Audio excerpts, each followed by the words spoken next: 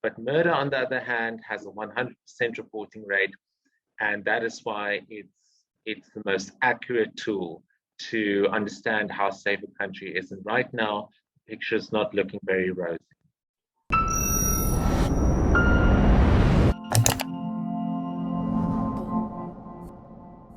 Crime overall is down in the country. However, does that mean that South Africa is safer? The South African Police Service has recently published crime statistics in the country for the second quarter of this year. Here to unpack this is my fellow colleague, Gerbrandt van Heerden. Gerry, what does the latest crime data tell us about crime trend lines in the country? Yes, the SAPS have recently released their Q2 crime statistics, which runs from July to September of 2021. Now, it is, as you say, Bheki, overall, crime is slightly down between Q2 of this year and Q2 of the previous year. However, when we zoom into specific crime categories, we can see huge discrepancies. Violent crime has escalated from the previous year.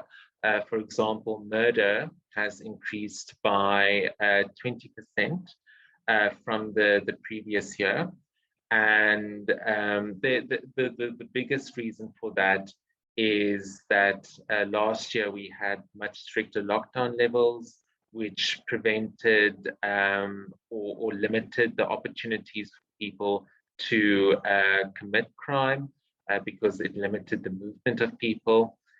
This year, we've seen a significant ease in restrictions.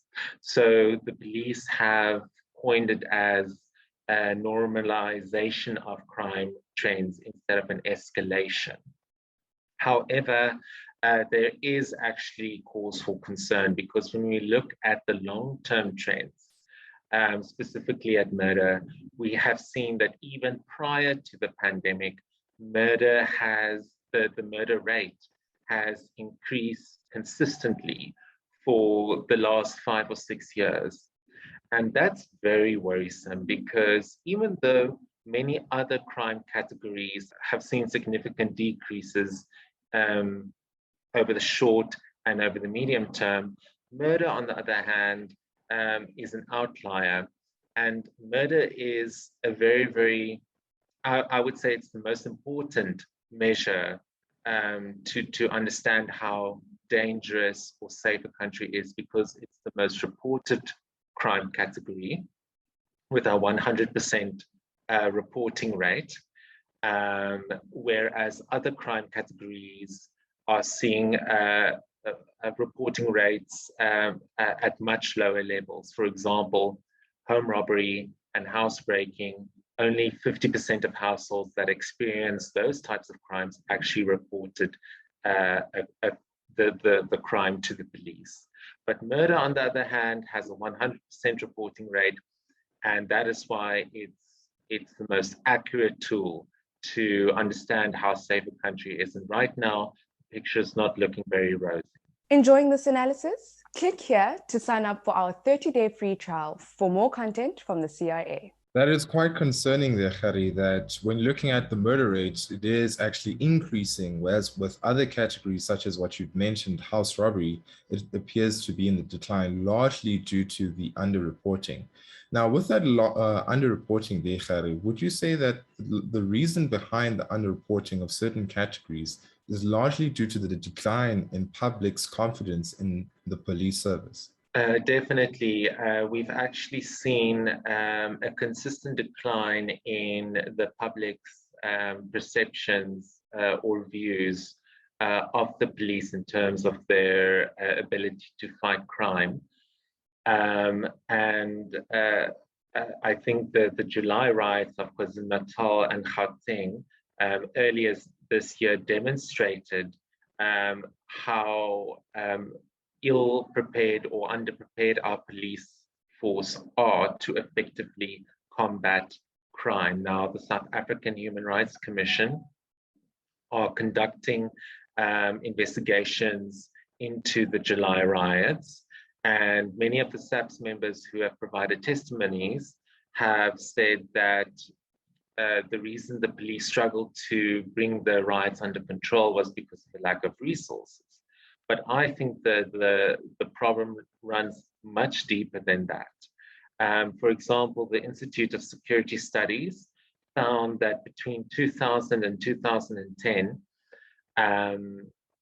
the police went on a massive recruitment drive, and they tried to recruit around 6,000 to 9,000 people per year. However, the recruiting and training systems could only process around 3,000, 4,000 people per year. So the recruiting and training systems became very overburdened. During that time, the training period of 2 years was reduced to 1 year to get more boots on the ground much quicker. And that's also had a detrimental impact in the police's capacity and skills level over the long term. Yeah, that brings a fresh memory there, Gerrie, as what we've seen in July. Even when the police were there in certain shopping centers that were looted, they were completely unable to mitigate the chaos that was ensuing in certain shopping centers. Then this raises the question then, Gerrie, what can be done to improve the capacity of the police and to actually bring down crime levels in the country? Well, I think one of the biggest or one of the first things that need to be done is to sort out the top management of the police. Right now, we have a bloated senior management within the police force with around 800 positions being taken up just by senior management. Also, we need appointments by merit, especially in the top levels of the police force. Right now, it's actually easier to appoint a police commissioner than it is to appoint someone in the lower ranks of the police. The criteria is much less rigorous for a national police commissioner. Also, the Independent Police Investigative Directorate, or IPID, needs to be provided adequate resources, because right now only around 4 or 5% of police misconduct being reported is actually being dealt with. And then, of course, training programs need to be much more rigorous and improved. And then all of these changes also need to be accompanied by broader socioeconomic policies that will help to improve the living standards of South Africans. Because data that we've done or research that we've done has shown that there is a strong correlation between a decline in GDP growth and an escalation in social instability.